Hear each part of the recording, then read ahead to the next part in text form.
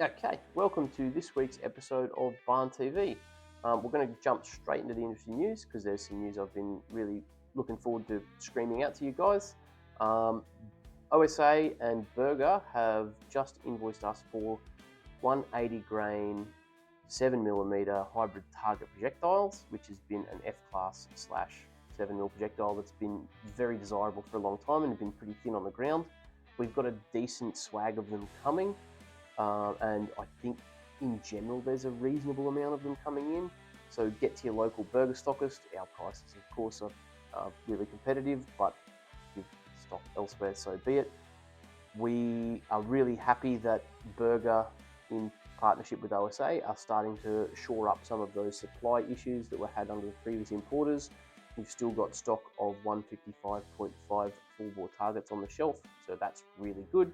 We're hoping that these 7mm problems will hopefully go away coming up as well. We're starting to see some shipment notifications and stuff that burgers are coming and the supply is going to be better. So that's really good news for the Australian shooter, getting good access to burger projectiles. So thank you, OSA and Berger. 180s, go and get them.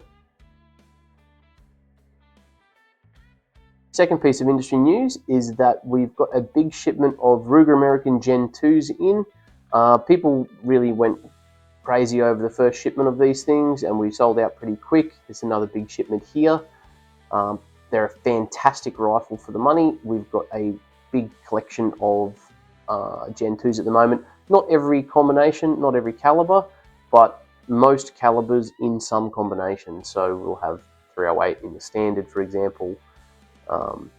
So just give the barn or your local Ruger stockist a call because the Gen 2s are back in stock and available for collection. They're a really, really good gun. Can't really argue with a fluted Cerakoted barrel. Comes with a pick rail, comes with a muzzle brake, all for under about $1,200. They're really shaking up the budget gun world. They're a very accurate rifle. They generally take standard magazines. We think they're a great product. That's why they sold so hot last time. We suspect they'll be pretty hot sellers again this time. So make sure if you've got a Ruger stockist or give us a call. Stocks are limited, but we do have a decent swath of them. So give us a call and come and have a look at them if you can.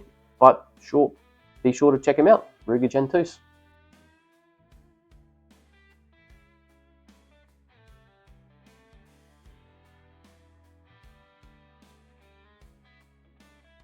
All right, this week's slightly extended 3-minute review is on the HIC Micro Thunder 2.0 Zoom.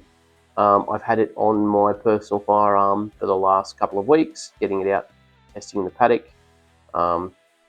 It's very atypical in its design. It is a zoom model, it's a little bit different. You have two different base magnifications. These are not digital.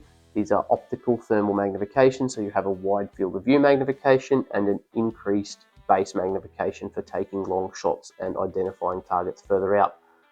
It's one of two ways we think the technology is going to go forward. It's either this path or higher resolution sensors. As you know, higher resolution sensors cost a lot of money. This is more expensive than a base model in that sensor size, but it's not as expensive as getting a much higher resolution sensor. It's an interesting solution for a technological problem in that thermal resolution is not the greatest at this point in time. So being able to increase base magnification and also have a low base magnification for wide field of view. I'll have some footage up here. It's hard to explain unless you've seen it in the flesh, but the way the unit works is really interesting. Advantages: it does use a proprietary battery, so that's a bit of a downside. However, those proprietary batteries have phenomenal battery life, 7 to 8 hours, depending on if you're recording, depending on if your screen is bright or dark, etc., etc. It does come with 2 of those batteries and a charger, so as long as your batteries are fully charged, you're looking at somewhere between 14 and 16 hours out in the field on a single set of batteries charge. I've tested this. I ran the scope for 7 hours plus, a bit over 7 hours, recording the entire time. I had no dramas. Swapped the battery out, continued using the scope. They're a really, really good unit, very, very effective unit for the price. All of my footage is from a 384 pixel sensor unit, but there is a 640 resolution sensor unit. It's now back off the gun, but it was pretty tempting to hold on to it and keep it for myself and purchase it.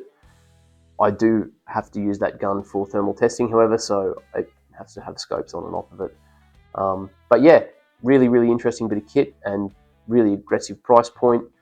So check them out, Hick Micro Zoom, Hick Micro Thunder 2.0 Zoom.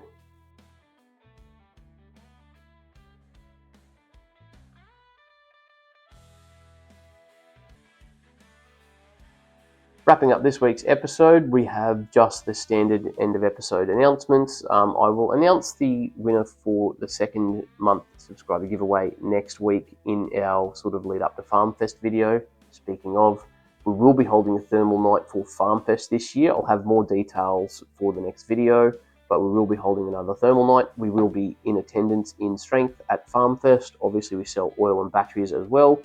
So if you're there and you want to have a look through thermals, we will be hosting a thermal night. Come and have a bit of a look. I'll have details in the next video. Other than that, I have increased image stabilization and voice background noise cancellation in this video. Like I said, every week I'll try and improve something. Really keep those comments coming. Like, comment, and subscribe, please. We'd like to grow this platform as much as we can. We think the information we supply each week is useful to both sport shooters and farmers and the man on the land, depending on the week and the news in question. We try and keep everybody up to date with the most important, cliff notes or the most important news that comes out each week. And other than that, I will see you all next week for some interesting FarmFest news and shoot straight. See you next time.